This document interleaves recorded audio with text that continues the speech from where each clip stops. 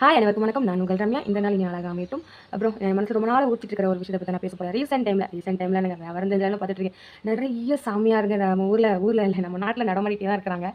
அதுவும் ரீசெண்ட் டைமில் நிறைய பேருக்கு தெரியும், யூடியூப்பில் பார்த்துருப்பீங்க. அம்மனின் அவதார நாள், அம்மன் திருமண நாள், அம்மாவின் மறுவீட்டு நாள். எனக்கு உண்மையிலேயே சிரிப்பு தான் இருந்துச்சு. ஆன்மீகத்தோட உச்சம் தெரியுமா? நான் தான் கடவுள் அப்படின்னு சொல்கிறது தெரியுமா? அது வந்து ஆன்மீகத்தோட உச்சியம். ஆன்மீகத்தோட உச்சம் கிடையாது. அது வந்து சுத்த பைத்தியக்காரத்தனம். என்ன பத்தி நான் சொன்னேன், சுத்த பைத்தியக்காரத்தனம். பணம் சம்பாதிக்கிறதுக்கான ஒரு வழி. இது ஒரு விதமான பைத்தியம். இதுதான். அப்போ ஆன்மீகத்தோட உச்சம் எது? எவன் ஒருவன் யாராக இருந்தாலும் சரி, அது ஆணாக இருந்தாலும் சரி, பெண்ணாக இருந்தாலும் சரி, ஆன்மீகத்துக்குள்ளே போய் அந்த ஆன்மீகத்தோட உச்சத்துக்கு போகிறாங்க தெரியுமா? அப்படி போகிறப்ப அவங்களுக்கு பொன் பொருள், சுகபோகம், வீடு, வாழ்க்கை எதுவுமே அவங்களுக்கு பெருசாகவே தெரியாது. அவங்க எல்லாத்தையுமே திறந்துருவாங்க. அது அந்த காலத்தில் அப்படி அனைத்தையும் திறந்த துறவிகள்லாம் யாரு? அந்த காலத்தில் சில மன்னர்கள் கூட ஆன்மீகத்தில் அந்த அளவுக்கு ஈடுபாடு அடைஞ்சு, நான் கடவுளை தரிசிக்க வேண்டும், நான் கடவுளை காண வேண்டும் அப்படிங்கிற ஆர்வத்தில் பொருள், வீடு, மனை எல்லாத்தையுமே துறந்து துறவியானாங்க. பார்த்தீங்களா? அதுதான் ஆன்மீகத்தோட உச்சம். ஆனால் இந்த காலத்தில் அப்படி இல்லை. நம்ம நாட்டில் நடந்துட்டு இருக்கு ஆன்மீகத்தோட உச்சமா நான் தான் கடவுள், நான் தான் அம்மன், நான் தான் சிவன் அப்படிங்கிற போர்வையை போத்திக்கிட்டு சில நரி கூட்டம் தெரிஞ்சிட்டு இருக்கு. அதுக்கும் மக்கள் எனக்கு அந்த வீடியோலாம் பார்க்கும்போது எனக்கு உண்மையிலேயே சிரிப்பு தான் வந்துச்சு. அது கீழே போய் கமெண்ட்டை பாருங்களேன். ஐயோ, கழுவி ஊத்துறாங்க. அந்த அளவுக்கு மோசமா இருக்குதா? ஆனாலும் அவங்களையும் பின்பற்ற ஒரு சில கூட்டங்கள் இருக்கு பாருங்களேன். எனக்கு அதை என்ன சொல்றதே தெரியல. கடவுள் இல்லைன்னு சொல்றவங்க கூட நம்பிடலாம். ஆனால் நான் தான் கடவுள்னு சொல்லிட்டு சுத்துது திரும்ப இந்த மாதிரி சில என்ன சொல்றது இதுதான் இவங்களாம் சரியாகாத பைத்தியம்னு சொல்லுவாங்களா, அந்த மாதிரி கேட்டகரி அவங்க. உங்களுக்கு ஒன்று சொல்லிக்கிறேன் மக்கள், இது மட்டும் மனசில் வச்சுக்கோங்க. இப்போ அதுக்காக இப்போ சாமியார்லாம் யாரு, அவங்களாம் போலியா, அப்போ அவங்களாம் உண்மை இல்லையா, அப்போ அவங்க எல்லாரும் நடிக்க செய்கிறாங்க அப்படிங்கிறத நான் அப்படி சொல்ல வரல. நிறைய பேர் என்ன பண்ணுறாங்கன்னா, இப்போ உள்ள மக்களுக்கு வந்து ஆன்மீகங்கிறது வந்து ஆன்மாவுக்கும் அப்பாற்பட்ட ஒரு விஷயம். அது வந்து நீங்கள் அதுக்குள்ளே போக போக அவங்களுக்கு புரியும். ஆனால் யாருக்குமே அது இந்த காலத்தில் யாருக்குமே அதுக்கு நேரம் கிடையாது. எல்லாமே நமக்கு இன்ஸ்டண்ட்டாக கிடச்சிடணும். இப்போ சாப்பாடே இல்லைனாலும் பரவாயில்ல, உப்புமாவை கிண்டி வயிற்று நிறச்சிக்கணும் பார்த்தீங்களா? அதே பார்த்து தான் சரி, நம்ம ஏன் சாமி கிட்ட போனால் தான் சாமி இவங்க ஒரு 10 ரூபா கொடுத்தா நமக்கு அருள் வாக்கு சொல்ல மாட்டாங்களா, இவங்க ஒரு 50 ரூபா கொடுத்தா 4 சொல்ல மாட்டாங்களா? ஆறுதலான வார்த்தைக்காக தேடி இந்த மாதிரி சாமியார்களை போய் பார்க்கறது மட்டும் இல்லை, அரசில் அவங்களே சாமியாரவே மாற்றிடுவாங்க. நான் எல்லா சாமியாருமே சொல்ல வரல. இப்போ நிறைய பேர் இந்த குறி சொல்கிறவங்க அப்படிலாம் இருக்காங்க. அவங்களாம் பார்த்தீங்கன்னா யாருமே நான் தான் கடவுள்னு சொல்கிறது இல்லை. இந்த மாதிரி ஒரு சில பைத்தியங்கள் தான் நம்ம சுற்றிட்டு இருக்குதுங்க. மற்ற அந்த குறி சொல்கிறவங்க, வாக்கு சொல்கிறவங்க, அருள்வாக்கு சொல்கிறவங்க நான் குறைய சொல்ல மாட்டேன். அவங்களாம் அம்மன் சொல்கிற அவங்க பின்பற்ற இவங்களோட வாக்கை வந்து மக்களுக்கு சொல்லிட்டு இருக்காங்க. அது வேற விஷயம், சரியா? ஆனால் இது வேற கேட்டகரி. இது வந்து தனி கேட்டகரி. இந்த கேட்டகரிலாம் ஒரு வித்தியாசமான கேட்டகரி. யூடியூப்ல பாருங்க, அவங்க பண்ணுற ரகலெல்லாம் தாங்க முடியல. என்னென்னலாம் இதுக்கெல்லாம் ஃபங்க்ஷன் கொண்டாடுறாங்க, என்னென்ன கதெல்லாம் சொல்கிறாங்க, என்னென்னலாம் சொல்கிறாங்க பாருங்களேன். உருட்டிக்கிட்டே இருக்கிறாங்க. அந்த அளவுக்கு உருட்டுறாங்க. மக்களும் அதை நம்பி அவங்களுக்கும் ஒரு கூட்டமும் பின்னால் சேர்ந்துட்டு இருக்குது. அதுதான் எனக்கு புரியல. உங்களுக்கு ஒன்று தெளிவாக சொல்லிக்கிறேன்.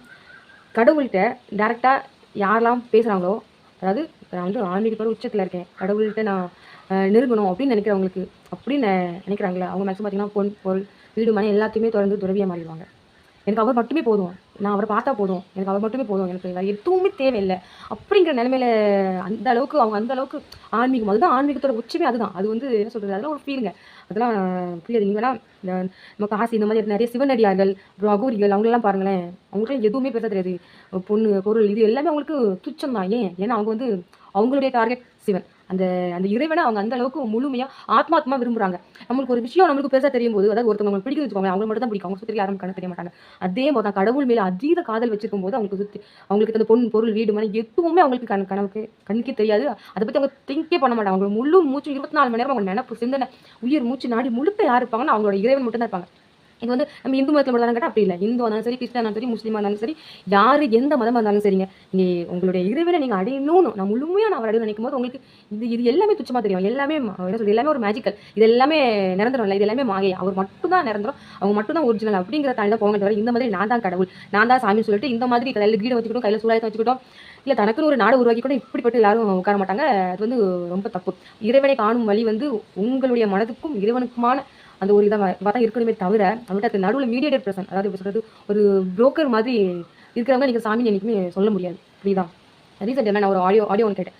ஒரு ஆன்மீக சம்பந்த ஆடியோ தான். அப்போ சொல்கிறாங்க, அதாவது அவங்க வந்து நல்ல சாமிக்காக வந்து ஊரை பிரசங்கம் பண்ணுறாங்க. அவங்க காலில் வந்து ஒருத்தவங்க வந்தாங்க. அப்போ அவங்க சொன்னாங்களா, என் காலையில் என் பவுல்ற, நான் ஒன்றும் கடவுள் கிடையாது, நான் வந்து எனக்கு மேலே ஒருத்தர் இருக்கான், அவன் தான் கடவுள், நான் அவனுக்கு கீழே இருந்து நான் தரகர் வேலை பார்த்துட்டு இருக்கேன், அவனுக்காக மக்களை நான் சேர்த்து கொண்டு இருக்கிறேன். அதாவது அவர் சொன்ன விஷயங்களை நான் மக்களுக்கு எடுத்து பரப்பிட்டு இருக்கேன். நான் ஜஸ்ட் ஒரு பேனா, அதாவது ஒரு கவிஞன் பேனாவால் கட்டுரை எழுதுறான்னு வச்சுக்கோங்களேன். இப்போ நீங்கள் தான் ஒரு பேப்பர், உங்கள் வாழ்க்கையில் கடவுள் அழகான விஷயங்களை எழுதுறதுக்காக அந்த சாமியாரை அப்படி யூஸ் பண்ணுறாங்க, அந்த போதகரையோ இந்த சாமியாரையோ அவங்க யூஸ் பண்ணுறாங்கன்னு வச்சுக்கோங்களேன். அப்போ அவங்க வந்து ஒரு பேனா, அதை எழுதுகிற கவிஞரை நீங்கள் பாராட்டுவீங்களா, இல்லை பேனாவை நீங்கள் வச்சு கும்பிட்டு இருப்பீங்களா? சொல்லுங்கள்.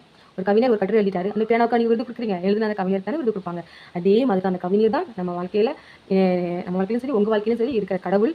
அந்த பேனா அப்படிங்கிற விஷயம் பார்த்தீங்கன்னா, ஜஸ்ட் கடவுளுக்கும் உங்களுக்கும் தொடர்பு படுத்தக்கூடிய ஒரு பொருள். அந்த பொருள் தான் மற்ற சாமியார் அருள்வாக்கு சொல்கிறவங்க அந்த மாதிரி இருக்காங்களே தவிர மற்றபடி இந்த மாதிரி நான் தான் கடவுள்னு சொல்லிட்டு தெரியுறாங்களே இவங்களாம் நம்பி தயவு செஞ்சு நீங்கள் போய் வீணா உங்கள் பணத்தெல்லாம் வேஸ்ட் பண்ணிவிட்டு உங்கள் டைமே வேஸ்ட் பண்ணாதீங்க. அதுக்கு நீங்கள் அவங்க முன்னால் உட்காந்துக்கிட்டு அவங்க பேரை சொல்லிட்டு போற்றி போற்றி வாழ்க வாழ்கன்னு சொல்கிறது பதிலாக உங்களுக்கு எந்த சாமி பிடிக்குமோ அந்த கோயிலில் உட்காந்துட்டு அந்த சாமிக்கு போற்றி போற்றி வாழ்க வாழ்கன்னு சொல்லுங்களேன். அது விட்டுட்டு தேவையில்லாமல் இந்த தற்கொலைக்கிட்டலாம் போய் உங்கள் டைமையும் உங்கள் லைஃபையும் வேஸ்ட் பண்ணாதீங்க. இதெல்லாம் ரொம்ப பெரிய பாவம். எந்த ஒரு மனுஷனுமே என்றைக்குமே சாமியாக மாட்டாங்க. மரியாதையில் ஒருத்தவங்களை கையெடுத்து கும்பிட்றதும் இவங்க தான் சாமி நினச்சி கும்பிட்றதும் ரொம்ப பெரிய முட்டாள்தான். அந்த தவிர தயவு செஞ்சு திரும்ப திரும்ப பண்ணாதீங்க. அவ்வளோதான் சொல்லுவேன். உங்களுக்கு தெரிஞ்ச யாரும் பண்ணுறாங்களும் பண்ண வேண்டாம்னு சொல்லுங்கள். அவங்களுக்கு எடுத்து சொல்லுங்கள். இந்த மாதிரி ஒரு புதுசு புதுசாக இப்போ இன்னைக்கு ஒருத்தர் கிளம்புறாங்கன்னா நாளைக்கு இன்னொருத்தர் கிளம்பிடுவாங்க. இதெல்லாம் அவங்களுக்கு பணம் சம்பாதிக்கிறதுக்கான ஒரு விஷயம். உழைப்பே இல்லாமல் சம்பாதிக்கணும் அப்படின்னா அது இவங்ககிட்ட நம்ம கற்றுக்கணும். இவங்ககிட்ட தான் நம்ம கற்றுக்கணும். நான் உழைக்கவே மாட்டேன், வேறு செஞ்சு உழைக்க மாட்டேன்னா இது ஒரு ஈஸியான மெத்தட் இதுனா அது இதுதான். நான் அம்மன், நான் சாமி, நான் தான் சிவன், நான் தான் எல்லாம் அப்படின்னு சொல்லிட்டு உட்காந்து திரும்ப அவங்க போய் கோடி கோடியாக காசு கொண்டு கொட்டி கொட்டி மக்கள் தன்னோட நேரத்தையும் காசையும் வெளியே பண்ணிட்டு இருக்காங்கன்னு தான் நான் சொல்லுவேன். சப்போஸ் நான் சொன்னது ஏதாவது தவறு இருந்துச்சுன்னா மன்னிச்சுக்கோங்க. சரியா? அப்படி வீடியோ பிடிச்சிருந்தா மறக்காம ஷேர் பண்ணி எதுவும் தவறு சொல்லுன்னா கமெண்ட்டில் சொல்லுங்கள். அவங்கள்ட்ட மன்னிச்சுக்கேன். தேங்க்யூ.